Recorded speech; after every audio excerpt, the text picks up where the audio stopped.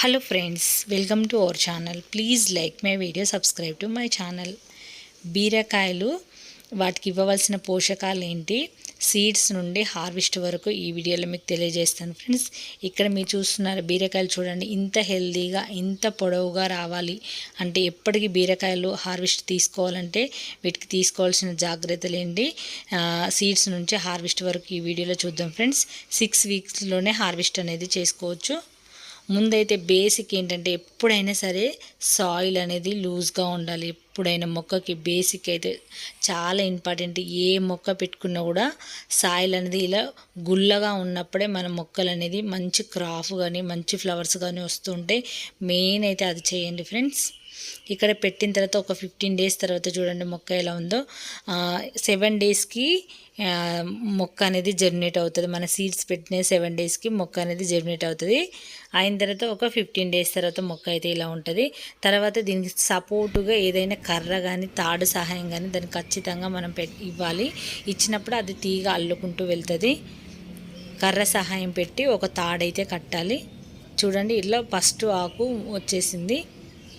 ఇంకా సెకండ్ ఆకు వచ్చిన తర్వాత మూడో ఆకు నుంచి తీగ అనేది వస్తూ ఉంటుంది. ఇలా వచ్చిందని నేను సపోర్టుగా ఇలా ఇచ్చాను. ఇచ్చిన తర్వాత చూడండి తీగ అల్లుకుంటూ వెళ్తుంది. ఇలా తీగ అల్లుకుంటూ వెళ్ళిన తర్వాత ఒక 25 డేస్కి అట్లా ఫ్లవర్స్ అనేది వస్తుంటాయి.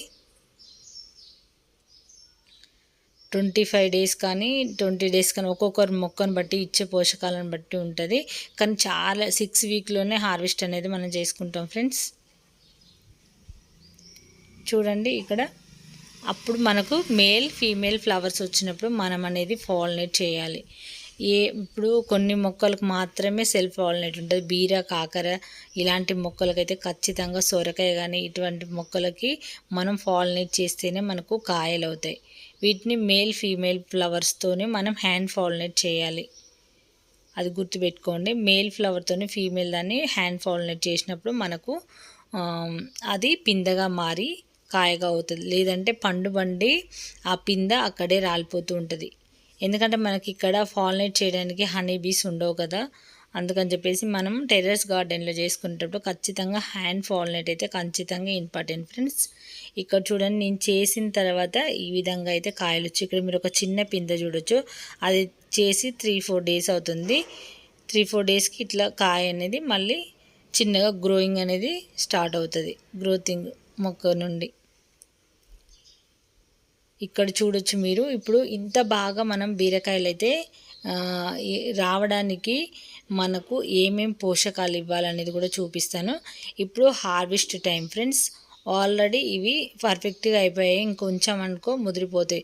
ఆల్రెడీ ఇందాక చూపించిన 3 ఉన్నాయి కదా, నేను ఆల్రెడీ ఒక రోజు ముందే నేను ఒక కాయని హార్వెస్ట్ చేశాను. ఎందుకంటే మళ్ళీ అది ఇవి 2 చేసే టైంలో అది చేయాలంటే ముదిరిపోతుంది అని చెప్పేసి అది ముందుగా చేశాను.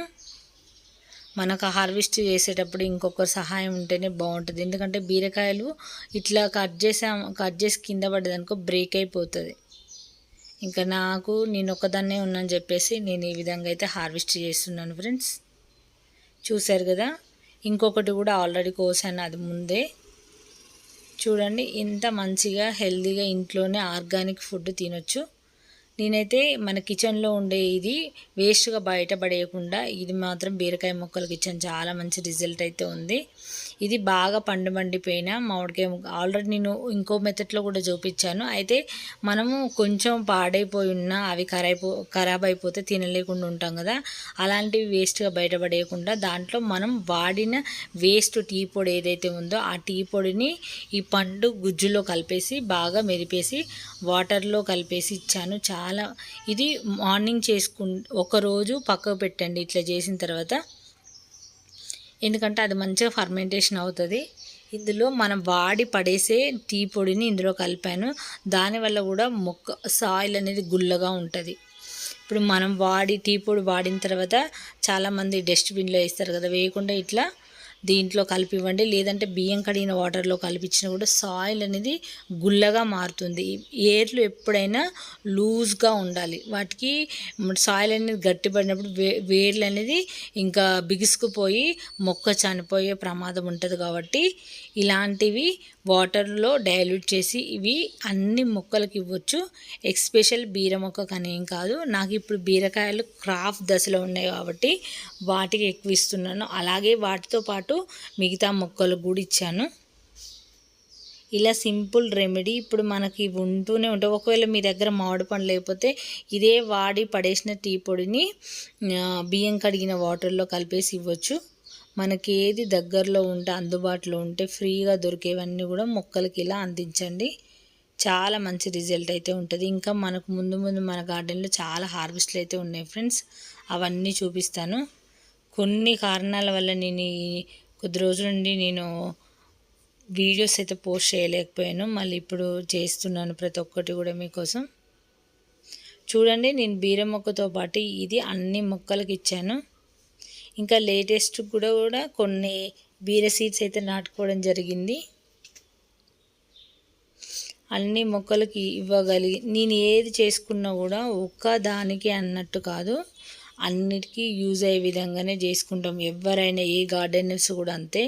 ప్రత్యేకంగా దీనికే ఇవ్వాలని ఏముండదు. కాకపోతే కొన్ని ఆకుకూరలకు ఇస్తే త్వరగా సీడ్స్ వస్తాయని చెప్పేసి వాటికి మాత్రం ఇవ్వము. ఇలా అయితే అన్ని మొక్కలకు ఇప్పుడు నేను చేసేసుకున్నది అన్ని మొక్కలకు ఇచ్చేసాను ఫ్రెండ్స్. చూసారు కదా, మనము బీర మొక్కకి ఎప్పుడైనా సరే వాటికి పైన ఎండిపోయిన ఆకులు ఇట్లా మచ్చలుగా ఉంటాయి కదా, అవి కూడా తీసేయండి. చూసారు కదా ఫ్రెండ్స్, సింపుల్గా ఇట్లా బీర మొక్కనైతే నాటుకోండి. మీకు ఏమైనా డౌట్స్ ఉంటే కామెంట్లో అడగండి. ఇది ఫ్రెండ్స్, ఈ వీడియో నచ్చినట్లయితే లైక్ చేయండి, ఛానల్ని సబ్స్క్రైబ్ చేసుకోండి. Thanks for watching friends.